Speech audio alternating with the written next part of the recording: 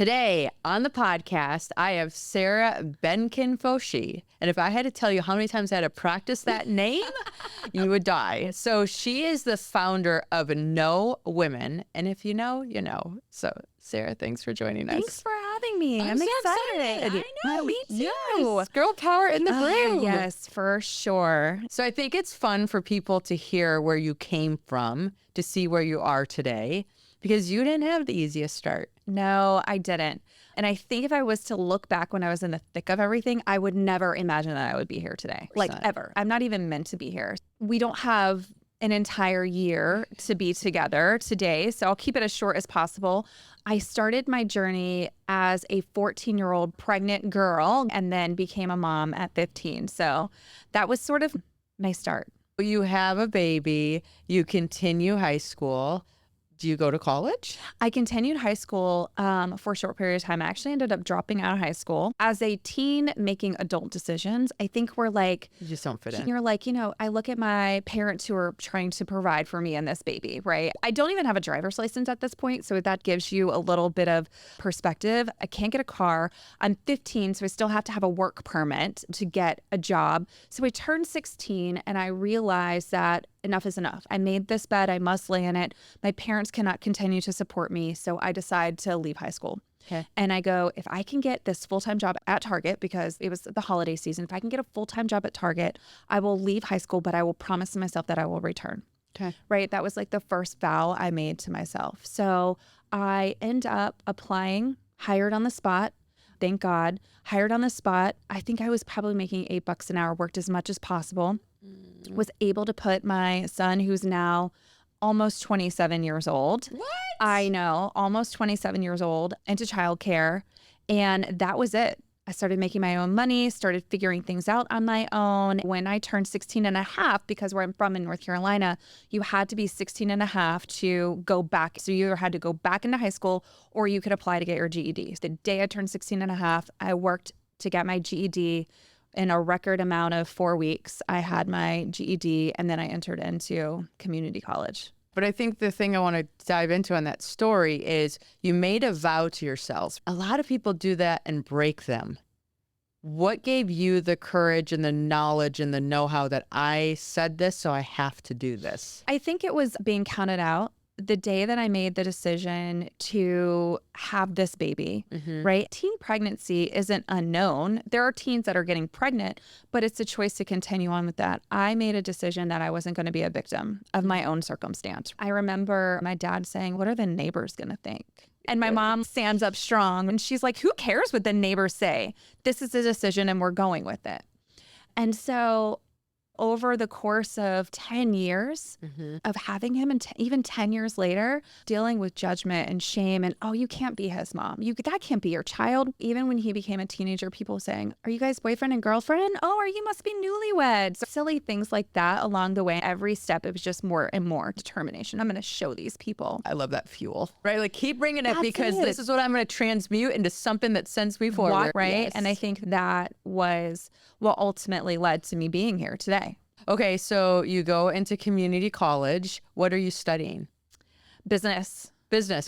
Okay, So I and why studied business? Business because I knew that if I was going to make it work, I needed to get some great traditional schooling in business. I actually thought I was going to be a nurse. Failed anatomy twice, went into business, transferred to university after about 6 years. It was a 2-year transfer program, but it took me 6 years to get into university and ended up getting my bachelor's degree in 10 years. I think it's so important for those of you that are listening today, when you have goals that are big and it takes you longer, Right. air quotes for listeners, than what the standard process is or what your expectations are or what society's expectations are.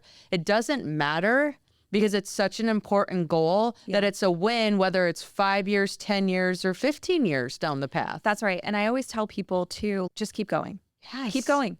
One day you may take a centimeter, a millimeter of a step forward. Other days, it's going to be a big leap. Other days, you're going to get to sprint towards that goal. Whatever it is, just keep moving forward. Don't stop and don't listen to what others say. Yeah. Zone them out. Only you know your path. So That's own it. your path. Okay, so you get the business degree. Get the business degree. As I was entering into college, I got an opportunity to leave Target. Okay. I was at Target, worked my way around various positions, left Target, became a secretary at a construction company, and that propelled me into accounting. They called it secretary. It's now a bookkeeper role. Combined with my college and work experience, I ended up becoming an accounting manager for a large construction company before I ultimately became an entrepreneur. How did you transition from accounting to entrepreneur? Oh, that's a good question. I ended up having a daughter who's now 16. So I ended up 10 years later, had a daughter. So I was pregnant. And here's a fun fact. We talk about being part of the good old boys club, right? The men, and especially male dominated industries, construction. And I'm the only girl at the table. I was never one of them, but I was pretty damn close. I was a cool girl. But the day I got pregnant, they realized I was actually a girl. They were like, wait, she really is a girl. It was another point of contention for me. Wait, so now everything's changed? Now they're like, Sarah, you're 10 minutes late today. Literally everything changed. I went from being one of them to now she's pregnant. What are we going to do with her? I have to get out of this role. Good for you for realizing this environment is not helping me. Right. I need to find a new environment because I think we can only grow so much That's right. in certain environments. If we're hitting a wall or not feeling good or just not getting progress forward, check your environment. That's it. Got to get out of there. And don't be afraid to make a move. Right. Right. You have to trust yourself, right? Trust yourself and make a move. So I decided that I was out of here. I spent about 6 months exploring my next steps. Did I want to go into nonprofit? Did I want to open a construction company myself? Because at this point, I had 10 years of construction accounting experience, and ultimately decided that I was going to pursue a concierge company. So I left my career and started a concierge business, a personal assisting business. Okay. That's kind of a big jump. But Totally you different. looked at your like who you are as a person and what you like to do and you thought, okay, let's start here. No, actually quite opposite. I was a young mom. My son was 10 and he was in football. So we were 4 nights a week and games on Saturday, and we're just a very busy family. And then now I have this baby, and I had a cleaning company. I had a cleaner who was coming to my house. And it was this fun story. So I had this cleaner that was coming to my house. My mom comes over and she's like, this is what cleaners do? Like, my goodness, laundry's piling up and meals, and there was no other solution. I launched this business out of a need of my own, realizing there was no one out here doing this, not from a corporate perspective. You had the girl next door, or maybe you would find like a nanny, quasi housekeeper sort of solution, but there was no business that you could just look up and hire that would provide house managers. Now, house managers are a dime a dozen. It's a very common business practice, especially as we're women getting busier and we are not afraid to outsource. But back then in 2009, this was like unheard of. Right. My mom's saying, well, you know, as I'm talking to my mom about all my struggles of professional, what do I do? What am I going to do next? I'm not happy. She goes, you know, Sarah, I was just like really wanted to run errands for people. And I thought if I could do that for a living, I would do that. And I said, Mom, that's like the dumbest thing. You know how we are with like, It's my mom said it. so I'm not interested. dumb. You can't have a career on running errands for people, Mom.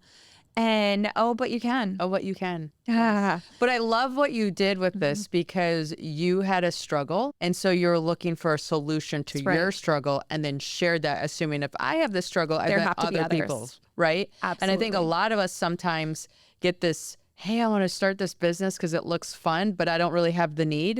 If you don't have the need, you don't understand the solution. Right. So really start with what is broken and what do you notice that you want fixed? Because that's probably going to be a better way to build.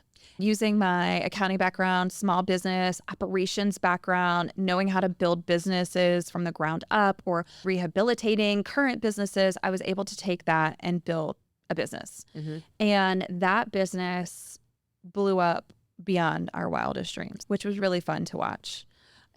It's one of those things where you're like, you know, I needed this, but I didn't know everyone else needed this. And we were cutting edge at that point. Right. And so from there, we built that business within a year. I set a goal. My now husband said, you know, I think you might be onto something. Have you ever thought about expanding this into other markets? And I was like, look, I'm just trying to survive here, you know, like There's dinner on the table tonight. We are happy. But again, it's all of these little seeds. This is what I love about life. We don't realize sometimes these little seeds that are being planted are really just like moments of things that could come. So my mom saying, oh, well, I used to want to run errands for people, turned into this really huge business concept. And then my husband saying, you know, I think we might be onto something, turned into now a licensed business with multiple locations across the country, us running and owning a management company, taking in royalties. Now we're building wealth beyond our dreams, having no idea that, you know, just this little idea of the guys not treating me nice anymore. Yep. Thank you. Thank you. So do you still own that business or have you since sold it? I don't own it, actually. When we realized we were really onto something, I felt like it was time.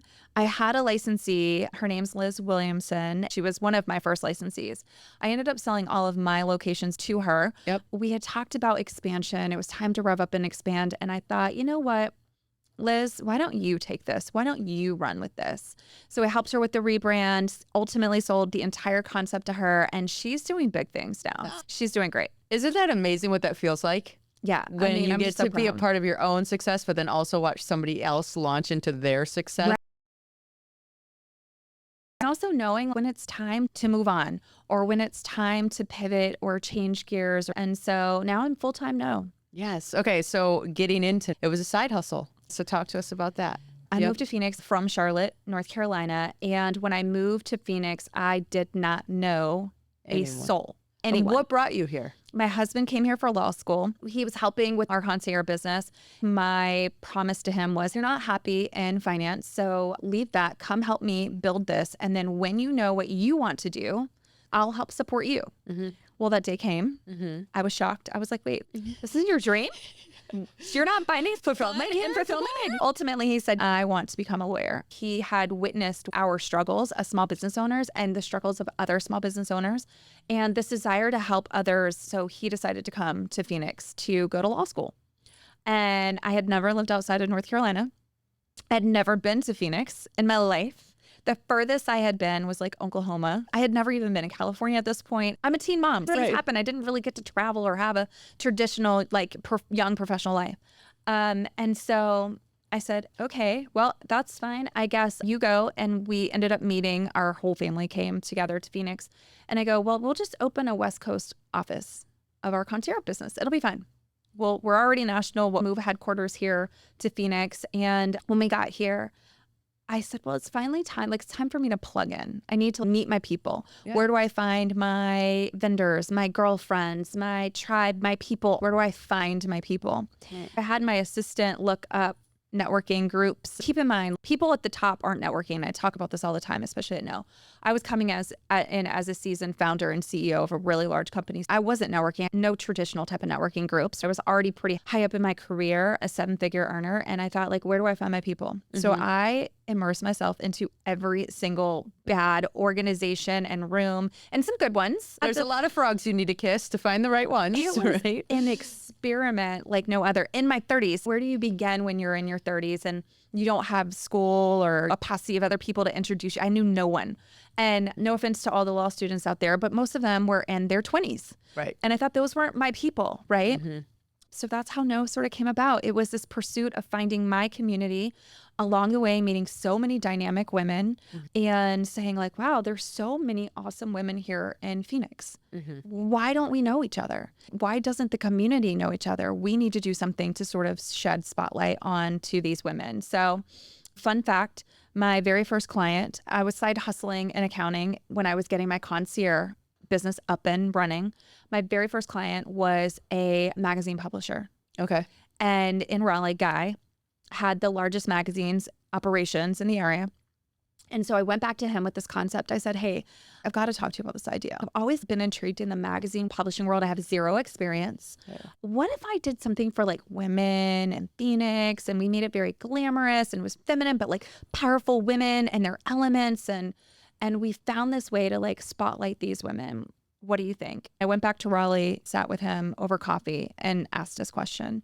He said, I've never heard of such a thing in 30 years. I think it could be really cool though. What do you need? And I was like, well, I need everything. I don't know anything. Things right now, please. But that's a huge market right now is niche magazines. That's it. Today, right? That's like it. everybody wants the corporate little piece of when I go to Phoenix or Scottsdale. Who are the people? He helped me get with that. I offered him a partnership. He said, no, this is your thing. You roll with it. I will be behind you, pushing you forward. That mentor right there. That's it. I mean, those little teeny tiny things that people do for you. Yeah.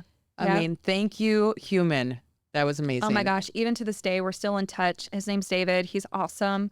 I actually we were looking at some shifts and reimagining our scaling plan and strategic plans. I just sat with him this spring. And I said, look, I'm beating my head against the wall. I need help. Can we meet? And he's like, of course, let's meet. And he helped me reimagine an entire plan that's going to be executed this fall. What I love about this is that you said, I'm struggling. I need help. I'm hurt. So people who are listening to this, you get solutions when you have the courage to be vulnerable and share where you're not winning, where you need help. And then those people can show up. And then your problem solved. So you have to be vulnerable and say like, hey, this isn't working or it's not, help me. That's it. 100%. And I tell women this all the time. Like, you cannot be afraid to ask for what you want.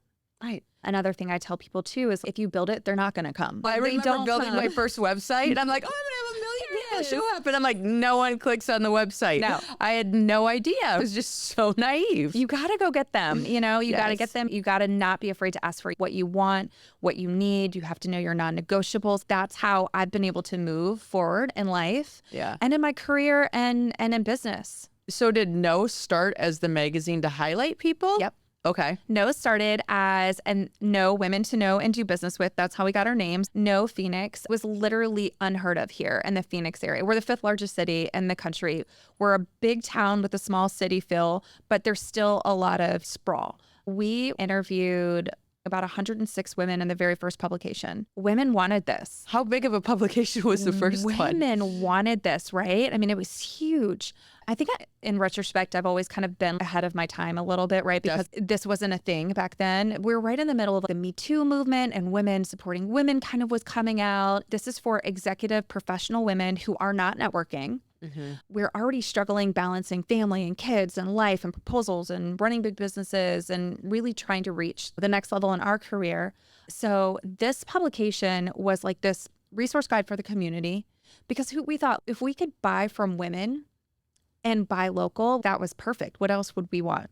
So we created this publication, but then what actually ensued was now we have this directory. This directory for the community to see and meet and hear from all of these women, but also it became sort of this membership directory. These women who didn't know each other, it was familiar enough that you would go through the publication and you would say, okay, I know some of these women. So this gives me validation or notoriety that this is actually a solid publication. But then there were all of these other women that you didn't know, like undiscovered gems in the city.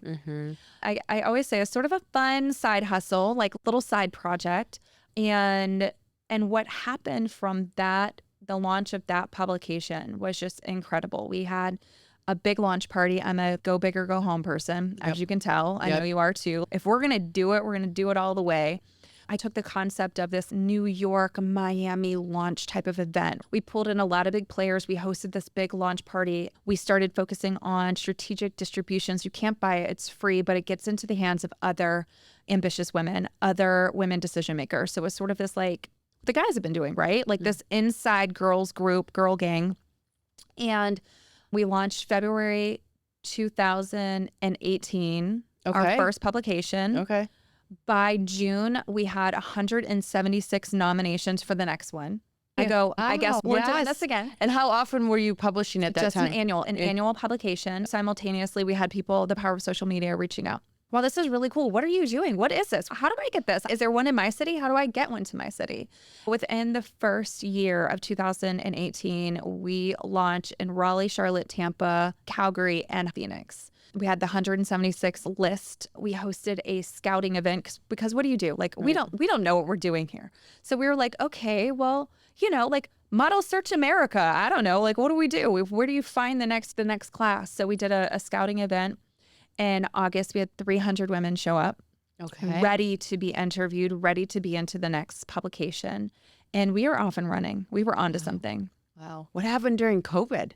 Oh, COVID was an interesting time. In the pandemic year, we got all of our launches. We hit everything. We did virtual launches. We kind of did this new production. It was very fun. Every woman got a box that was delivered to her door. It's a do not open. That was the other thing with our publication. You don't know who's in the publication until you actually see the publication. So we keep the list top secret. That's pretty fun. Right. So we're like, we send these boxes and we go, do not open until launch night.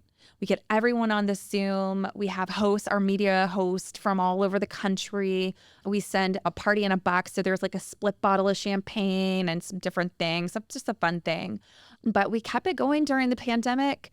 It was an interesting time for sure. Yeah. We had built more locations, just continuing to expand.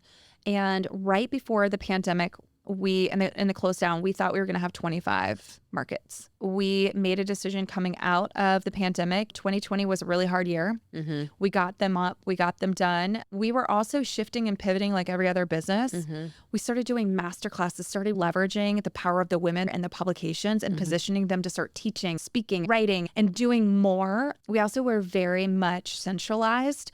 And each market was sort of like, there was a Phoenix community and everything was sort of like in person, right? Prior to the pandemic. So we started creating ways to, how do we really like pull each other together? And then we end up launching our membership. Okay. So a membership, actually a traditional real membership. Right around 2021. Okay. So this was like, we're coming out of this and things are really, really good. And what are we going to keep? What are we going to let go? We closed several markets. We closed several of our chapters, I think just because of sustainability and now being able to focus on more of a national presence. Yep. We had a big Canadian following and they were closed, shut down for a long time. Mm-hmm. My Canadian women have still been reaching out like, hey, when can we bring this back? Can we get this back? Even today, we made a decision to still love on those women from a national perspective, membership perspective, but just slow down on those publications. So we're not doing those publications anymore. See, I love that you're allowing yourself to say this is working, this isn't. It doesn't mean forever. It just means for right now, it doesn't make sense. And maybe at some point that will shift and change. Where have you had that know-how to just be okay with those things? Because that takes some confidence. It's hard, but I think when the odds in life are stacked against you and you're facing challenges, it gets easier. It gets easier to know that my time here is short. My impact has to be great. And what is the greater good, look like? I also, everything is on intuition. I make no qualms about saying I'm a spirit-led woman. I believe in the power of manifestation, prayer, journaling, and just getting quiet and listening to the inner knowing and knowing what we're doing is so impactful and so incredible that if we don't face our intuition and listen to what we're being called to do, then we could make a misstep. And I don't want to do that. I think it was really nice that you said, I allow myself to get quiet and sit and meditate and think. If I have a limited time here, what am I doing to have the most impact? There's a lot of things we can do. Right. But when you add that impact filter, it starts making what you should do much narrower. Yeah. I feel like the more we eliminate options, the better off we are. So right. I think when you put purpose and mission behind anything that you do, that's when the ultimate success comes about. Mm-hmm. The other thing we did during the pandemic was we launched our No Cares initiative, which is our nonprofit. No Cares has been so beautiful. We have been able to fundraise and help women entrepreneurs scale up and build businesses. We've given grants for leadership opportunities. We hosted a teen summit this year. And hosted 65 teens between 13 and 19 and put a lot of love and intention behind that. I think the impact is really what it's all about. And I think too, what I say to all of the women, I'm clearly women focused, but men, this is important too. I think when you have it, it's your duty to give it. Yep. It's really your duty. And I think there's a lot of enormity around that. When you take it as, this is my duty, there's something about that. Mm-hmm. No, I like that word. Yeah. The little duty. Words that we pick, duty, responsibility. Those things change how we show up and what we commit ourselves to. For sure. So I like that. Go, girl, go. Thank you. So do you have mentors in your life right now that help guide you and give you advice? Oh my gosh, yes. Okay. Life without mentorship is dull and boring and impossible, right? Right. Going back to my first business, I saw this woman. I was at this ladies' lunch. And again, everything sort of like is a building block on something else. If you look back on your life, what I'm doing today is actually no surprise. I go to this ladies' luncheon. It was called the Triangle Ladies Power Luncheon. And this lady by the name of Carrie Peel back in Raleigh, she started this. This is another unprecedented thing. This is ladies who lunch, but they're executives and business owners, women in their business suit. And I was 26 when I launched my first business. Again, I got to get into the room where I'm going to find my people, where I'm going to find my clients. And so I stumbled upon this luncheon. I attended. The lady who produced this luncheon, I loved it so much because she was a powerhouse. She owned the largest limousine company in the Southeast, and she was a woman. Yes. I was like, it's just my people. Yes. She had a pink limousine that was, anytime you rented the pink limousine, it went to breast cancer research, right? So already a woman of impact. So I go to her luncheon. It was once a month. I would go as much as possible. But this time she had a speaker. The speaker was this incredible woman who, at the height of her career, she had 26 locations. So think, I'm in scale mode. I want to build. I know that I can't do it on my own. I need to get around powerful women who have been there and done that. I listened to this lady named Mary Cantando, and I listened to her. So I'm like looking up on stage. I listened to her and I go, oh my gosh, I need to meet this woman. She's sharing gems and pearls of wisdom from incredible women she's met along the way. So I pushed my way up to the front. Good Again, for you. this is what we have to Get do. up there. Push my way up to the front, probably and always the youngest woman in the room most of the time, right? Yep. And the one with the teen mom issues, right? So here I am. I pushed my way up to the front and I said, listen, I'm obsessed. I need to know you. I had never met her a day in my life. And she looked at me and she goes, oh, well, that's great. Just contact me. So I sent her an email. Yep. I asked her for coffee. This is my biggest quote. And I say this to this day, a cup of coffee can change your entire trajectory. Yes, right? yes. A cup of coffee with the right person can change your entire trajectory. And I had coffee with this woman. I asked her, do you like mentor women? Or she goes, no, I don't have any time. And I go, okay, all right, that's fine.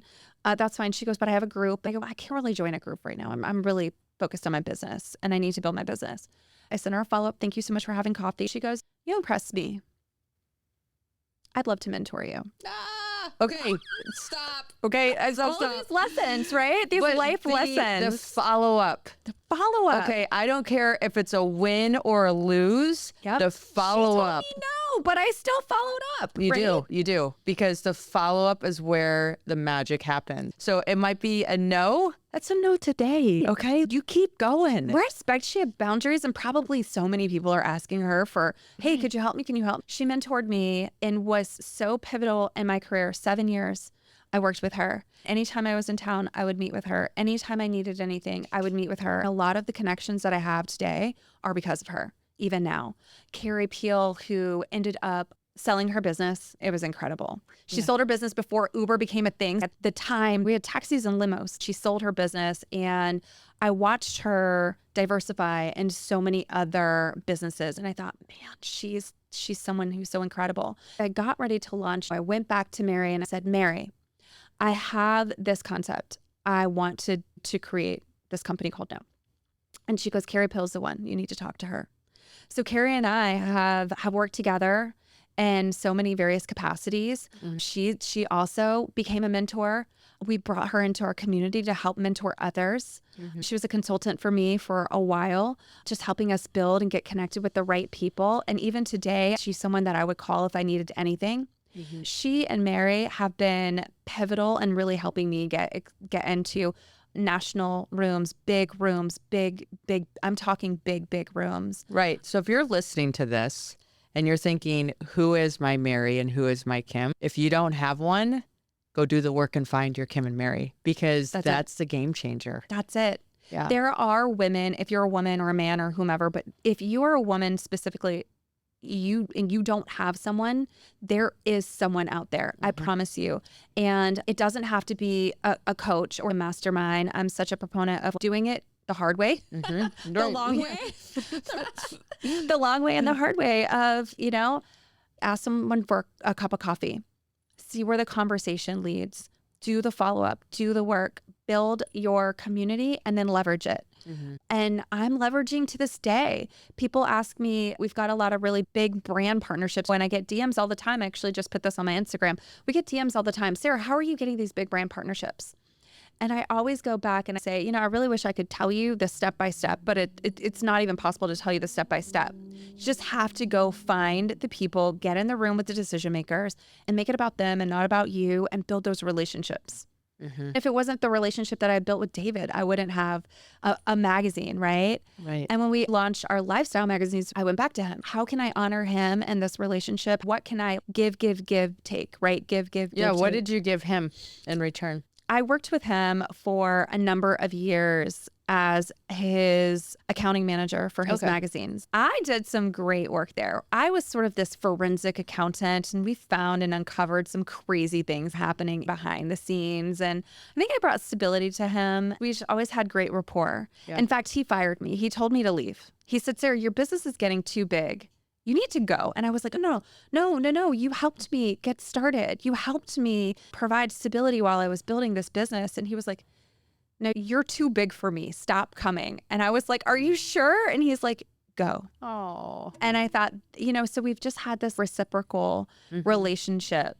His wife's an attorney. So when my husband was becoming an attorney, it was just always this give, then ask. And the same thing with Carrie and Mary and all of the other women that have come along. I mean, I always think about, like, how can I help them? What can I do? Who can I connect you to? And what can I do to make your life easier? So what's on the docket for this coming fall in 2025? Oh my goodness. We have so much coming down. Here's one other thing I will tell you. I will always try something.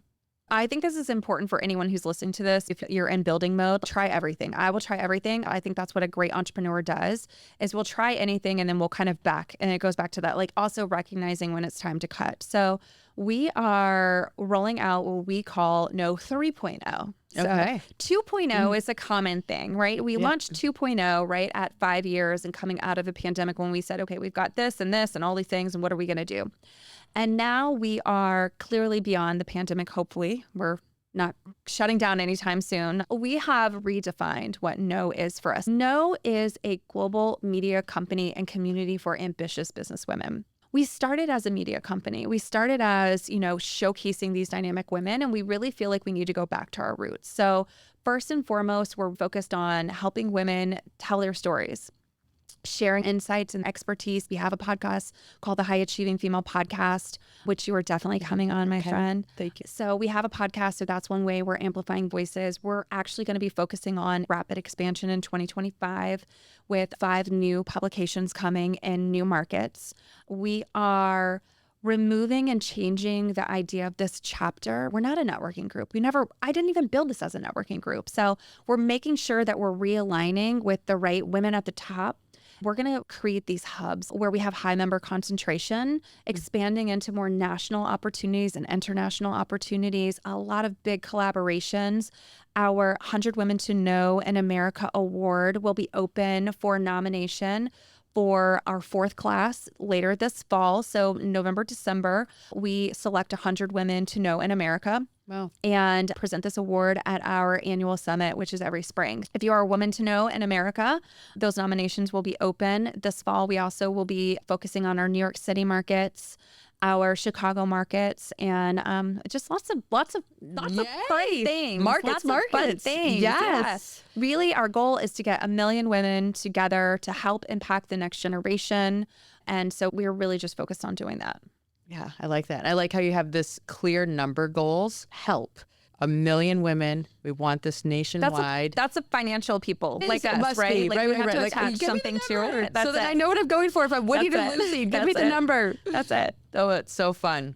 All right. So everybody that's listening, think of that superstar female in your life. It might even be yourself, and nominate, because we want this to be the best issue yet. That's it. So yay, how do people follow you and get to learn more and all the good things? On all social channels and the website, it's The No, and it's KNOW, not No, N-O. So thenowwomen.com, or on Instagram, LinkedIn, Facebook. We would love to chat with you if you're an ambitious businesswoman or a supporter of ambitious businesswomen. Please follow us and connect with us.